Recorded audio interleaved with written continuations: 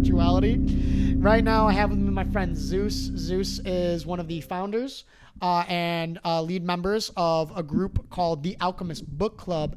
The Alchxmist Book Club is a gathering for like-minded, mystically, occultically minded spiritual artists and entrepreneurs in the Chicagoland area. Zeus himself is obviously a creative, a mystic. I'm assuming you made all or most of the pieces you're wearing? I've made everything. Hell yeah, dude. I met Zeus, I think about 2 years ago. It was our friend Jack Chavez, who runs the Paranormal Conference in Chicago, and we will eventually have on this show. He was running a booth for the Alchemist Book Club. I was running a booth for the School of Metaphysics, and we connected a little bit. I think I bought some pretty dope incense off you guys. I always buy the incense. But tell me a little bit more about, who you are, what you do, Zeus. Okay, so I guess I found it the hardest trying to figure out a description for myself. Sure, I like to cop out and say like, oh, I'm an enigma, but I'm really just a guy, right? But I live by a certain code of ethics, a certain level of principles, where I strive to live alchemically, which means that I'm always in the active pursuit of trying to change or transmute something into something. So generally, that is my emotions and figuring out the proper channels for that. But otherwise, I am living artistically, trying to create every day, and then living magically, trying to reveal the impossible to myself, trying to convince me to believe in things that I might have had a limiting belief otherwise.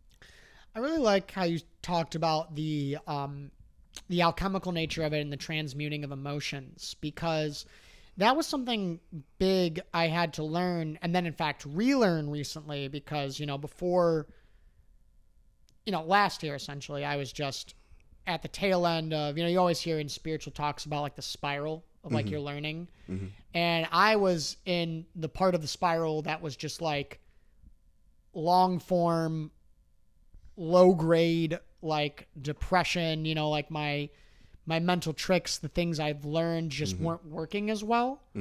And this year, through a lot of either prayer or synchronicity, I started to come out of that. And I remember very early on when I was first starting, as cliche as it sounds, like, the spiritual journey, that you discover that your emotions are an energy. Right. And there is some power in naming them and saying like, oh, it's just, this is sadness, this is fear, I feel it in this part of my body in this way, I think it's about this. And I think it's because of that awareness, which is a part of the alchemy of once the light of awareness is shown on it, that gives the mind and the self a power. And then you kind of realize that beyond the name and the truth of that, it is just an energy, and you could flow it into different veins. Absolutely. So I really enjoy that you said that, that is, and chief among that is choice. Right. I don't know if you're very familiar with the author David Hawkins. Is he related to Stephen Hawking? No, not even a little bit. Not even a little bit. He was, viewers of the channel know I talk about him all the time. He was a American, originally he was a psychiatrist, and had like this huge spiritual awakening. If you believe it, may have even become like enlightened in like the Buddhist sense. And he talks a lot in his work about how consciousness is somewhat holographic, where it's like, depending on what angle you look at the consciousness from, it's a whole different dimension. So it's like the same, you could say, subjective thing could happen. It could be a phenomena, it could be an energy, it could be an occurrence in your life. But if you look at it but within, obviously, from a different angle, you could take something that was very hateful, and then you could look at it through the lens of love, and it transforms within you. Yeah. So today we came together because we were going to talk about magic versus like more traditional religion. And I'm very interested in it because I know a little bit about, occultism and some magic. I used to volunteer at the Theosophical Society down in Wheaton, which is a dope place. That's deep. Yeah. Oh, yeah. And of course, H.P. Blavatsky, a legend, a great sage in her own right. Yeah. She talks a lot about that, and in some ways, brought that to America. Yet I'm not super versed in it. So I would love to know, like, when you hear the word like magic, like what comes up for you? So, magic, right? And I've learned to try to not look at things with a I guess a rose tinted lens, right? Where I'm looking at things and I am allowing myself to sensationalize it or exaggerate what I think that it could be. So I really had to kind of take the idea of magic and then really kind of just like look at it, and as I have just kind of done my due diligence, and not only that, as I have gone into my own practice, I could give you a couple of definitions that help me draw my conclusions. Try to keep the mic a little closer to your face. But I could give you a sum of what my experiences have taught me. So when I really started my journey into magic, the first thing that some of the quotes that I had kind of came across was that magic is the science of living artistically, and this was written by Michael Skirty. The next quote that I had was that in the most abstract sense, magic is the method of taking advantage of the relationship between consciousness, which is knowing, information, which is being, and energy, which is doing.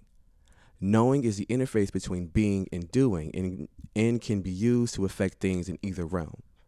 To quote from the Goetia, from King Solomon, magic is the highest and most absolute, most divine knowledge of natural philosophy, advanced in its works and wonderful operations by a right understanding of the inward and occult virtue of things, so that true agents being applied to proper patience, strange and admirable effects will thereby be produced, whence magicians are profound and diligent searchers into nature. Because of their skill, they shall know how to anticipate an effect, that which to the vulgar shall seem to be a miracle.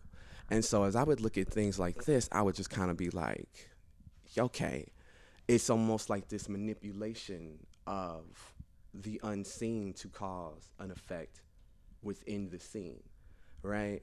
But then I think Crowley was probably his definition for it, and I'm not sure. Maybe this was in the law, but it says that magic is the science and art of causing change to occur in conformity with will, simply, right? And so then he has an illustration for this, and it goes that it is my will to inform the world of certain facts within my knowledge. I therefore take magical weapons, pen, ink, and paper. I write incantations. These sentences in the magical language, that which is understood by the people I wish to instruct, I then call forth spirits, such as printers, publishers, booksellers, and so forth, and constrain them to convey my message to those people. The composition and the distribution of the book is thus an act of magic, by which I cause change to take place in conformity with my will, right? Now, that completely sums up my experience, because if I could sum up all of that, I would just say that magic becomes the application of one's spirituality. That's so interesting that you put it that way, because that was kind of what I thought in it. And I'll add something else I might understand in it a little later. We'll see what happens. But I think I'm involved with like the School of Metaphysics, and this is probably the methodology is like a little different. The core of it's probably exactly the same. Is that when a student first comes to School of Metaphysics, we have this fun little intro night, they decide if they want to join the program. They listen to this tape, which was, it's kind of retro. It's probably from like the early 2000s, back when they used to use CDs. And some of the people, we like to call them the doctors, the metaphysical doctors. They don't have like actual doctorates, but in our school, we honor them with that title. Right. Because they've completed all of our lessons. Some of the more founding members, they have this very, very nice little tape. And they describe what they're going to learn, which is metaphysics, being meta, above, and physic being like nature or the physical. Right. And so to summarize it, it's sort of like their study of metaphysics. What we're hoping to teach you is applied spirituality. It is that your mind, yourself, your heart has an influence on the outer world, and the outer world has an influence back in within you. Absolutely. And that, it's always so funny when you throw magic, it's like this cop-out word of like, oh, there's no rules to it. And that's such a plebeian thing for me. Well, so again, right, with a lot of those definitions, science being a study of nature, so it implies that, nature has order to it. And so it being a science means that there is observation that needs to be taking place. There are theories. There is a certain level of scientific method, right?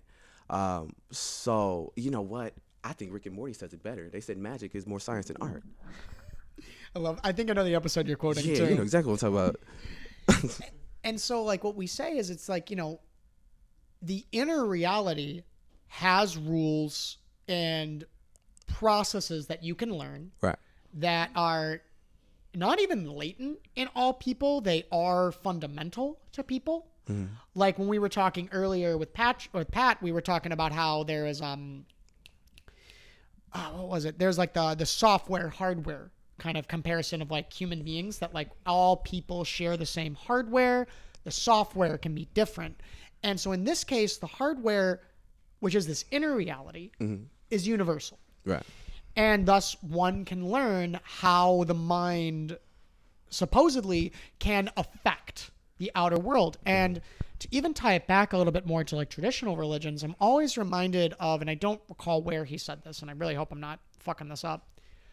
I think of St. Paul, who is an amazing figure and sometimes controversial. But St. Paul talked about, I recall, he said, there are two worlds, the world invisible and the world visible. And the mistake of the average person is thinking that more or less the visible world causes the invisible world, but it's exactly the opposite.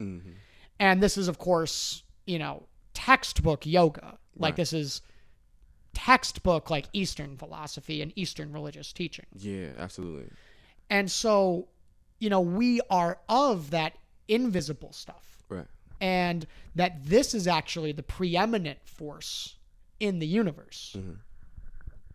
I think that, again, right, like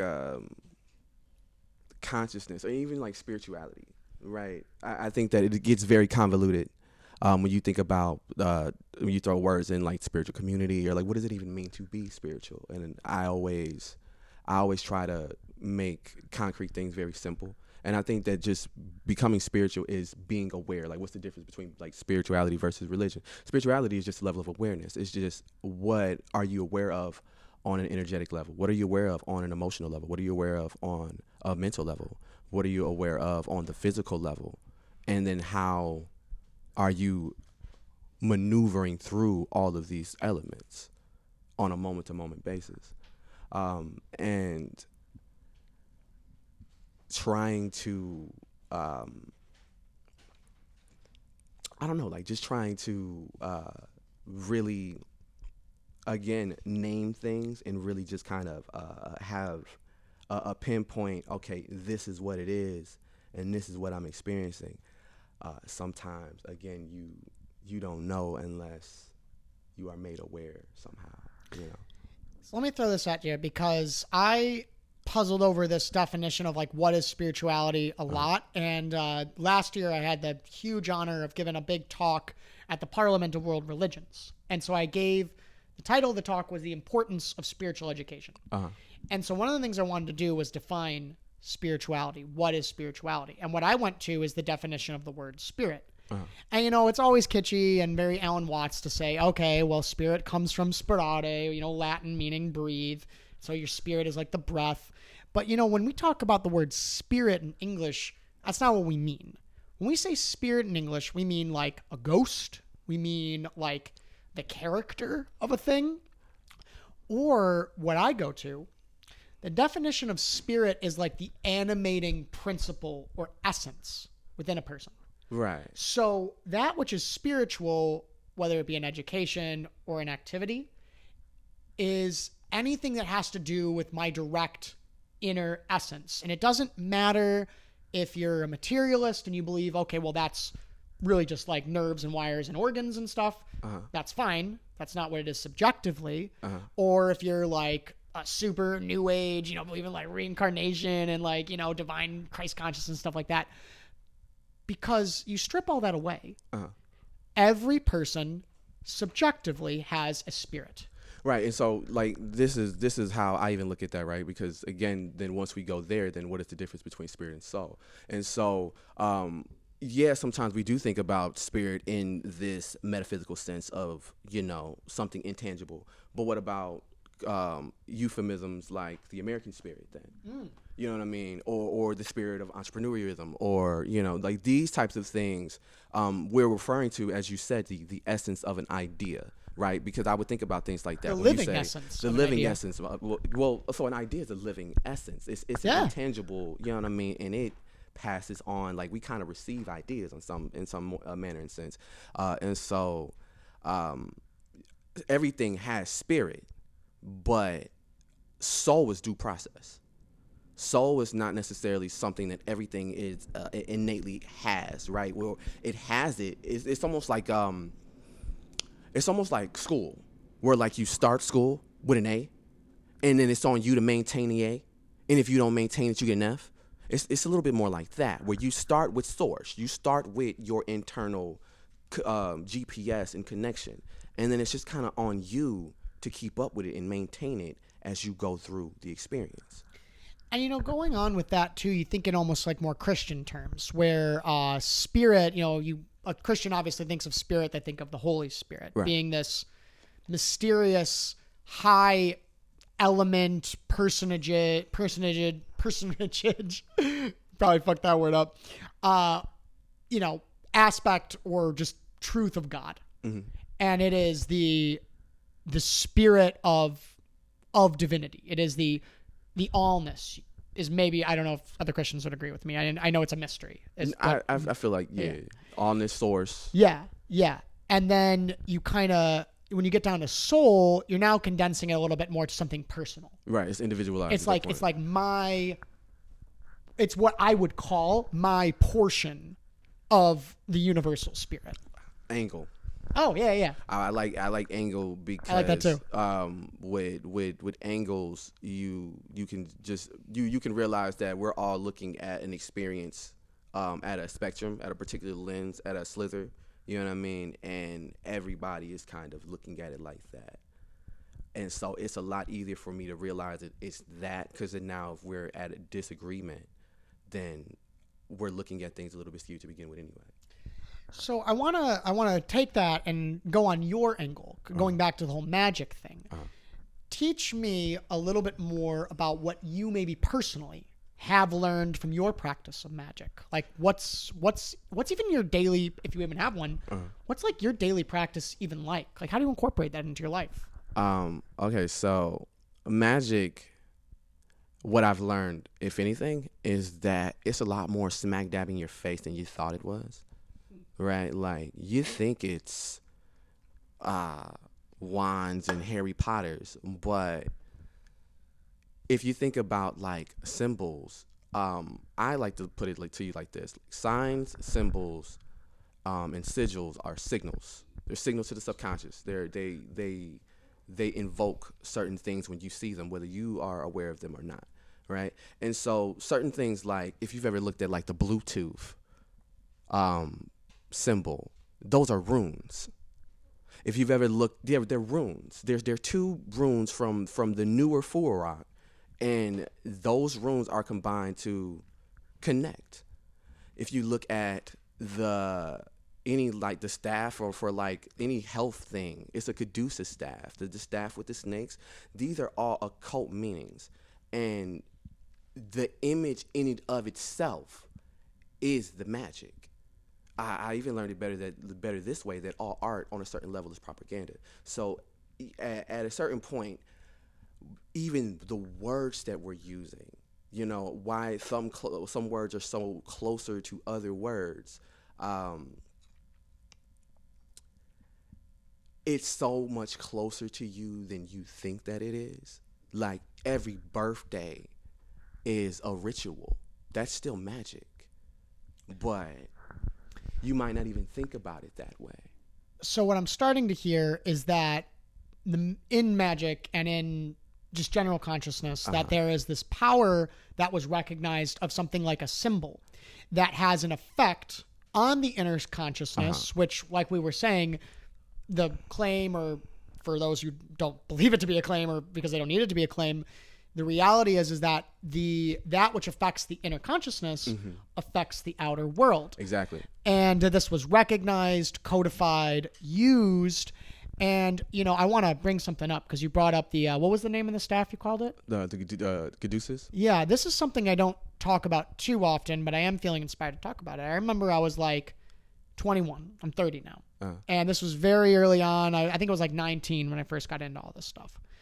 And so I was just trying to discover things, and I purposely didn't seek out a teacher or really learn anything formally. I barely even read any books on the topic. Right. I think I read like The Ancient Secret of the Flower of Life and like Buddhism in Plain English by Steve Hagen. Okay. And I remember there was this day.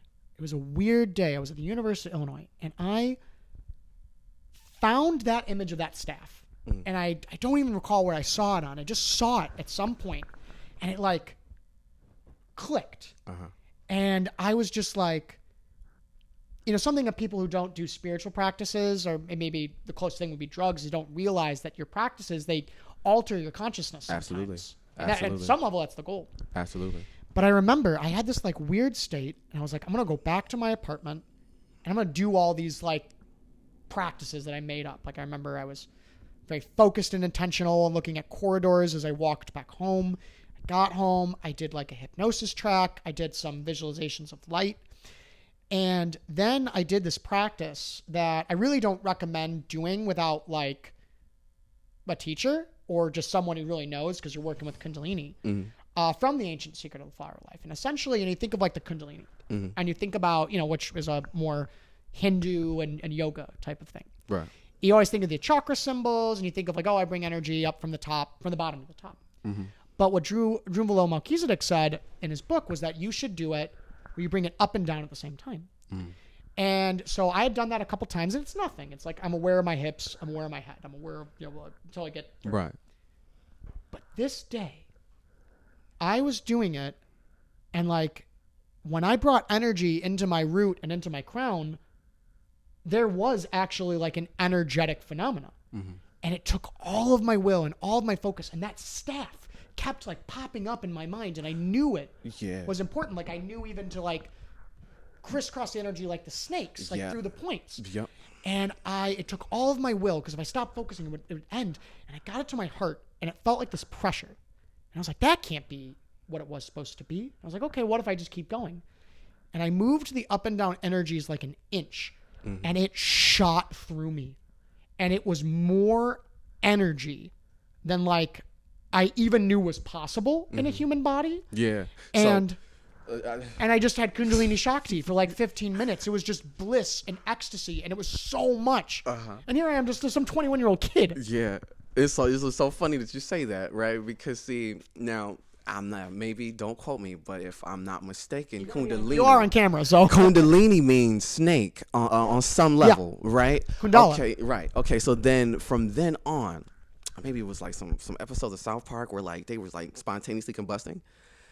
I was like, I wonder what would make a person just do that. Like at first I thought that this was just a phenomenon that like you were just making a joke, but no, this was happening at a certain point. And so as I was just trying to wonder what would make a human being do that, Kundalini.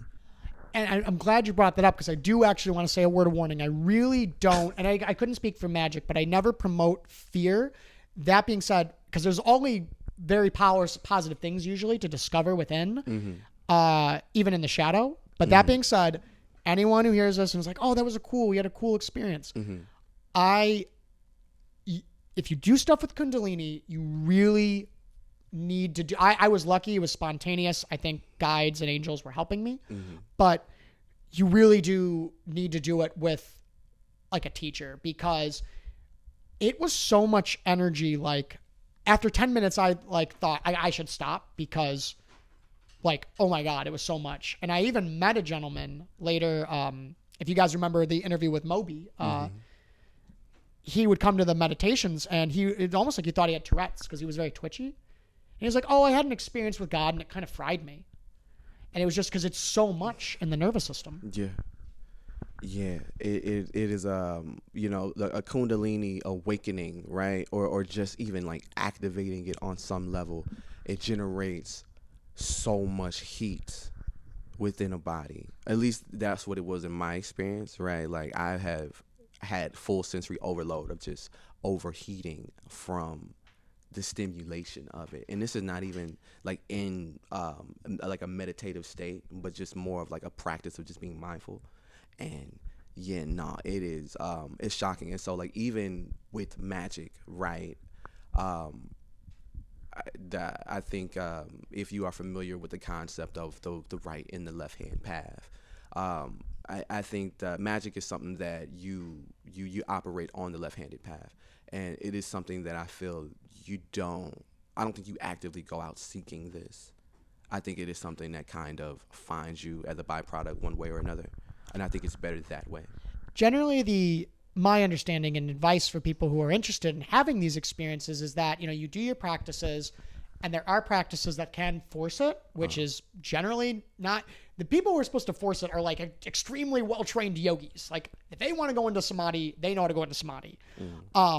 But for you, it's generally safe if it's spontaneous. If it's, and I even had tried naively to force it, and I would have dreams, and we studied dreams at my school, and all the symbols of the dream were like warning, like don't do that, like something trying to protect you, something trying to stop you, someone trying to get you, like don't do that, like you don't mess with that.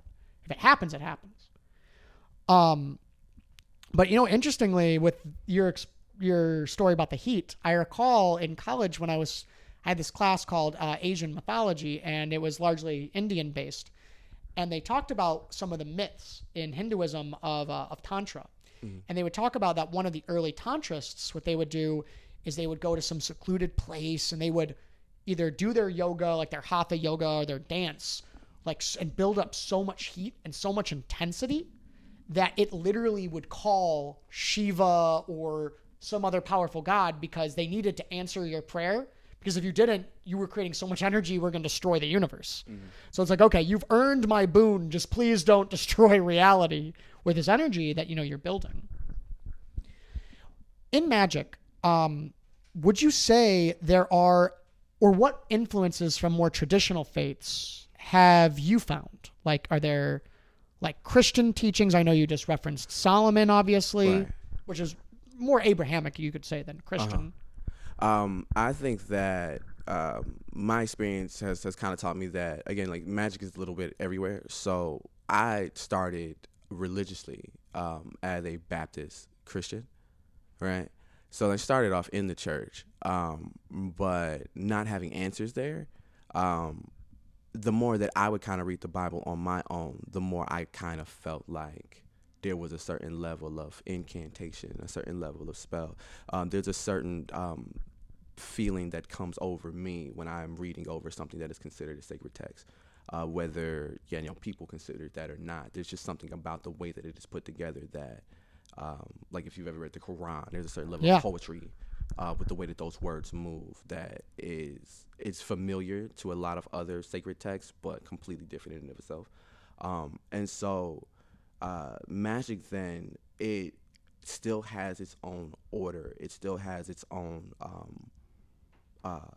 agenda, again, where I am, as a magician, I am, first and foremost for me, I am attempting to shatter my own belief system, right? You have a lot of different lanes for how magic can be practiced. You have those who practice black magic, where you are looking to influence other people in maybe adverse ways or just profound ways. You have white magic, where maybe it's a little bit more healing. There is purple magic, where it's social. There is gold magic, where it is like the magnum opus of every other type of thing. But it always, again, starts with intention. And so for me, getting back to a childlike state of what is truly possible is the impossible. and how can I push that on a day-to-day basis. So everything that I am doing intentionally is building myself up to be able to shatter the next wall of belief. So an interesting thing you brought up with like the black magic is that, people who are, well, two things. One, I've said it before, but just I want to reiterate in case anyone, wandered into this podcast and is not super spiritually inclined and they wonder like, why do people get so spiritual? Why are religious people so fervent? Is that, and for a lot of people have not been educated to read scripture, unless like you super have. And what the average person doesn't understand is that there's something about scriptures that like does for a lot of people has a very profound effect, more so than just because like as like a literature, I mean like there's better things, more entertaining or like thought-provoking things to read than like Jesus saying be good to your neighbor. The Quran is extremely powerful as literature, as is the Gita, but it's very psychoactive that people don't understand that. But going back to it is, you see in a lot of traditional religions, like, I think the Buddha warned against it. Christ warns against it. Obviously, I'm sure Muhammad said it at some point, and peace be upon him, that they usually recommend against magic. And maybe that's what they said, or maybe it was just a manipulation where the wording now in a lot of religions is that magic is some sort of sin. Where do you think that happened in history? Because I have my thoughts on that. Do you think there was a reason for it? Yeah, man. I think from the inception of, maybe not the inception, maybe that's the wrong way to explain it, right? The idea of Yeshua, the idea of Jesus Christ. I think that it is so convoluted that, you might find it hearsay if I was to say that Jesus was in fact a magician. That if you was to take any of what the aforementioned miracles within the scripture, that these were all magical workings, that he was a priest after the order of Melchizedek, even at that point. And everything was that, if you were to take it literally, right? And so from then on, it's almost as if, right, why give anything to you to help you like liberate yourself? Like give that to you, like here, help yourself. No, it's more like you really have to kind of you have to rewire and re-put back the meaning of how you are interpreting the Bible to really get a firm grasp on it. Because like as you said, like you have to be trained. Like even before this modern age, you had priests, you had hierophants, you had people who studied the sacred text. I mean, and you then think about like Moses down, like outperforming the court magicians. Like he was clearly just like, think the snake matters? Like my snake's gonna eat your snakes. Like yeah, and so just because of the fact that these were all legit tech, right? Like traditional ecological knowledge, that these were all things that you could use. And even Christ was always, I'm you, you'll do greater works than I. And so to then kind of convolute it and spin it, almost swastika it, so that everything that he truly was, the mystic that he was, the magician that he was, the alchemist that he was, the astrologer that he was, because they needed astrology to find him. They were looking for what star? You see what I'm saying? And so all of these things will be put there in your face, and then it'll be like, don't touch that, that's bad. And then expect you not to be curious about why it is you're saying that. So are you more going with the line that like people wanted to keep powerful things away from people? Yes, or, absolutely. This is what I think too. Because I've often heard that it was somewhat of a malicious thing of like a power hoarding. And you look at human culture and it's like, I wouldn't put that against people. Mm-hmm. What I think is that part of the reason why supposedly the great teachers were warning against magic is that I think it's because magic does work. It is something that you could do. Mm-hmm. And you don't have to be a particularly like use the, like this guy, David Hawkins, he talks about like the analogy of a gun. Mm-hmm. It's like anyone can use a gun. You don't have to be particularly special to use a gun. You can use it. So the difference between like a gun in like the hands of like a highly trained like officer of the law versus some very unfortunate youth, what they could do with that weapon is very powerful. And I think especially in religious or spiritual circles, magic was warned against specifically because of black magic. That unethical people could use it for, nefarious purposes. And that what they were warning is that this has an especially bad karma. Like doing something physically bad to a person, bad karma.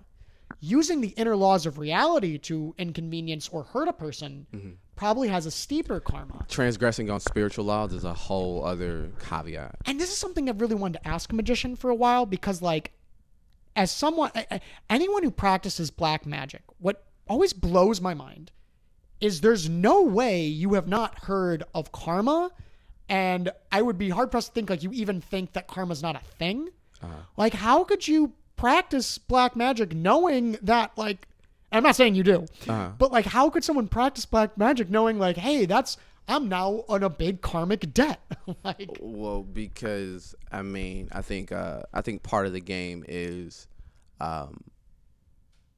you get to a certain point where you are aware that there are laws of karma, but that they can be bent, that you could avoid, or you can pass on, or you could transfer. So you're kind of like above the law. You think that? I don't think that people think that. I don't think that I think that. But what I'm saying is that people might. Those who practice in that sort of lane, you're always going about roundabout ways as opposed to going direct or straight to something anyway. And so a lot of that is if I can pass this on. Do you think that's kind of a naive belief they have? And also, Alexander, how are we doing on time? 37. Oh, well, we'll wrap up shortly. Do I think it is naive? Yeah, to think you could skirt your karma through black magic or any form of magic. I don't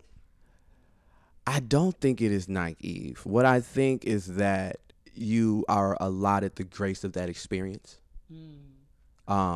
You are allowed that grace of the experience in order to turn from that at some point. But see, again, right, in the realm of magic, you can't opt to think that those who practice are in alignment with what is good or what is evil.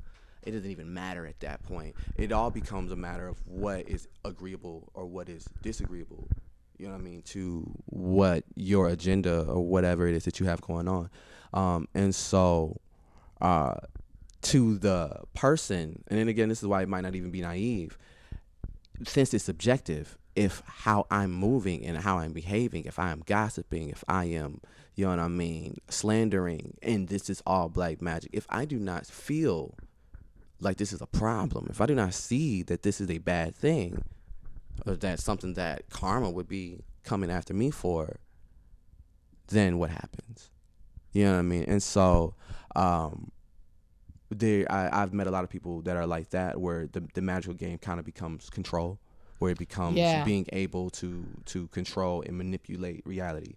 I am more in alignment with, I have my own will, I have my own desire, but I'm also open to the experience. So I am attempting to co-create with my creator, with my source, and on a moment-to-moment basis, how can I experience more joy? How can I experience more peace? And then what I'm willing to do to bring that will into action. Yeah, people, until it happens to you, don't understand what a curse actually is. Like, if it happens to you, I had a very minor one happen to me, and story for another time was, it was like, I don't even know why this guy bothered to spend the karma bucks, but I did kind of figure it was some sort of logic. And, I think a lot of traditional religion would agree, or even just more modern spirituality, is that intention obviously does matter, but that there is a somewhat of an absolutism in the world, and that don't think any sin is going to go, it's not that it's going to go punished. It's that what it is, and if it is malicious or controlling, that's what is going to come back to you at some point. And I do think maybe at some level you could change that with some thoughts, but I really don't think your heart can fool God. Yeah, no. At the end of the day, there is like every run has its end. Yeah. You know what I mean? And Yeah. so again, that's why I said you are allotted the grace of that experience. And I loved that you said that because, I think it's easy to project some sort of boogeymanness onto a magician, whether they're whatever field they're in, and especially obviously a black magician if you want to go that route. But like it says in the Bible, the rain of God's mercy falls upon the righteous and the wicked alike. All people are innocent. And, whatever choice you choose, I ultimately think God will love you and will receive you back. That is the meaning of unconditional. Yeah, exactly. Yeah. Well, let's start to wrap up there, even though, and maybe some other time we'll continue the conversation. Again, we're gonna do a little bit more in a sec. I want you to tell me just a little bit about, just briefly, some of the pieces you got on. Okay. Plug your shit. Tell us where people can get involved. Okay, so the pieces that I have, if anybody's ever seen me, I have one of 3 masks. I have my my Oni mask right here that is studded with copper and various different crystals. I have my I guess I call it my samurai mask, my warrior mask, and then I have my skull. Right, and so this is again what I mean by just intrinsically living artistically, alchemically, and magically. The whole reason why I started even rapping and kind of playing with these was because I understood that emotions, if you harbored them long enough, those spirits can possess a person. So you can be sad until it is an ongoing cycle, and now you are depressed. You are possessed by sadness. You could be angry, right? I was somebody who had a lot of chips on my shoulder, and you can be angry to the point where you are just always in wrath, and now that is a certain level of possession. And so going through my spiritual journey, I guess I hit a moment of psychosis where the experience of my reality and what everything was telling me that I was supposed to be did not align with what I felt like was happening within me internally. And so as I kind of felt my personality almost like split and kind of fragment, because I don't necessarily have any other way to just cope with that, the idea became, what if I could just give that part of me a face? And so that's what they ended up becoming, where they were in equal parts both an aspect of light or an aspect of whatever dark experiences that I was going through. So I guess in the sense of this, my Oni mask, Onis are like Japanese devils, demons. But as I would research them, not only are they very like misunderstood things, on certain instances they were known as guardians, and even further instances they were known as harbingers of abundance. And I needed that idea was what led me to wire wrapping. And in a way, the wire wrapping was almost like that spirit giving me an idea of abundance. The skull that I wear is it is to honor death. It is to honor the passing on. And I just live at a philosophy of trying to live complete, trying to do everything that I feel in my heart to do on a day-to-day basis so that I can sleep at peace. So even getting ready to go to bed, this is something that I sleep with as a ritual of being at peace with death before I die. And then because I can't always be the kind nature that I would like to be, sometimes you got to do what you got to do. And that kind of became this where not necessarily being physical, but just being willing to express my voice and speak my truth, irregardless of whatever the experience had became. These 3 kind of became like my physical manifestations of a spiritual guidance that has been a great comfort to me throughout my experiences. And so a lot of the stuff that I make is all in in alignment with that, where you don't ever need crystals, you don't need tarot, you don't need any of these things to get closer to source. But I look at these like wands. They're like permission slips. They are there's something that you can get that allows you to have that physical access, to have it in your subconscious, to be like, okay, I can do this now, I can be this. And so just kind of wearing these has kind of become the thought of an example that I wanted to set, which is just kind of wearing the true face of whatever I feel that I am in that moment. And it's a lot of that. So yeah. It reminds me a little bit of the symbol stuff we were talking about before, you know, the power of what the mind understands. And for those who can't see it super well, the pieces are beautiful. They are so intricate and well made. And are pieces like this or similar like available for purchase through the Alchemist Book Club? One of my things that I would always say is we're kind of we're a very intimate group. You know, we're not like in the business of like trying to be in anyone's face or trying to push or promote our spirituality. So you could find us on Instagram, the Alchemist Book Club. And we'll have that linked for you. So yeah, we'll have that linked. Ashe. And what I would always advise people is to just kind of reach out to us, because stuff like this, it takes a certain level of experience. Not like just trying to put it together, but somebody has to go through something in order for me to get the idea to even put it somewhere. And so if you had a concept or something like that, it's always better to kind of hit us up and let us talk a personal commission. Oh, it kind of reminds me of like what we were talking about with Pat earlier. Yeah. I'm always really big on the personal commissions. But otherwise, if you caught us at a vending event, or if you had a vending opportunity in the city of Chicago that you thought, hey, I would love some tarot reading, I would love some copper wire jewelry, definitely reach out to us. Dope incense too. Yeah, you definitely hit us up.